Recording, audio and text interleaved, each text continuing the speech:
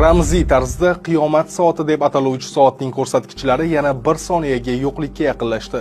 Yarim tundagi soat 12 ga zang urishi, ya'ni global fojiagacha bor yo'g'i 89 soniya vaqt qoldi.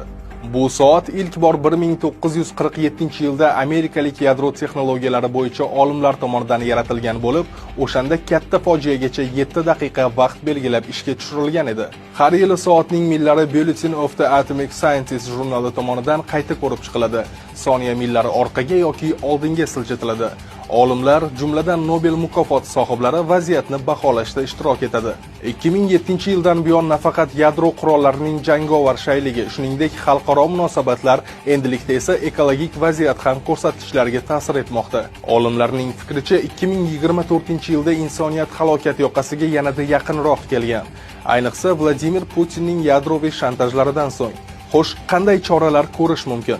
Soat millarini orqaga surish imkoni bormi? O'z fikringizni izohlarda yozib qoldiring.